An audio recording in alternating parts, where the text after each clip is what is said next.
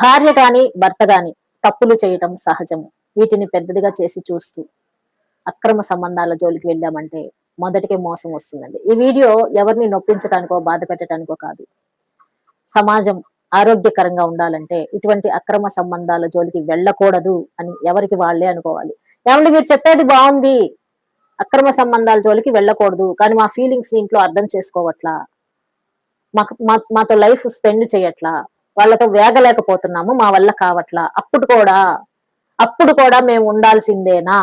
ఆ వ్యక్తి మాకు నచ్చినా నచ్చకపోయినా, మాకు అనుకూలంగా ఉన్నా లేకపోయినా మేము ఆ వ్యక్తితో ఉండాల్సిందేనా? ఇదేనా మా తలరాత? పెళ్లి చేసుకున్నందుకు మేము భరించాల్సిందేనా?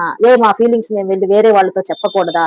వేరే వాళ్ళతో షేర్ చేసుకోకూడదా? వేరే వాళ్ళని ఎంటర్ చేయకూడదా? జీవితం ఒకటే ఉంది, ఈ జీవితాన్ని మేము అనుభవించకూడదా? డెఫినెట్ గా అనుభవించాలండి. ఉన్న ఒకే ఒక్క జీవితాన్ని సంతోషంగా అనుభవించే హక్కు మనలో ప్రతి ఒక్కరికి ఉంది. కానీ ఇక్కడ ఏంటంటే, మనం ఎవరితోటైనా అక్రమ సంబంధం పెట్టుకోవాలి అని అనుకున్నప్పుడు ఆ సమస్య ఇద్దరు మనుషులది కాదండి, రెండు కుటుంబాలని రోడ్డు మీద తీరుస్తుంది. రెండు సైడ్ ఉన్న పిల్లల జీవితాలని రోడ్డు మీద పడేస్తుంది. ఆ పిల్లలకి రేపు మర్యాద ఎవరిస్తారు? సమాజం ఇస్తుందా? ఇవ్వదు. కాబట్టి ఇట్లాంటి అక్రమ సంబంధాల జోలికి వెళ్ళాలి అని అనుకునే వాళ్ళు ప్రాపర్ గా మీ పార్ట్నర్ తోటి విడిపోవాలన్నమాట.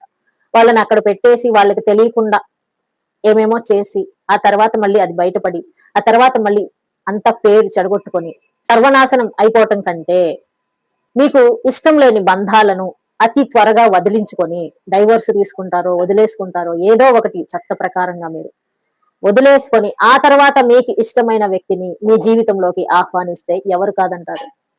కాకపోతే ఏంటంటే, మన లైఫ్ పార్ట్నర్, మన భర్త కానీ భార్య కానీ మనతో ఉండంగానే వేరే వేరే వ్యక్తులతోటి అక్రమ సంబంధాలని కొనసాగిస్తే మన జీవితానికి నష్టం, మన పిల్లలకి నష్టం, మన పిల్లల భవిష్యత్తుకి నష్టం. అంతేకాదు సమాజానికి మనం ఏం మెసేజ్ ఇస్తున్నాం అనేది మనల్ని మనం ఒక్కసారి ప్రశ్నించుకోవాల్సిన అవసరం అన్నమాట.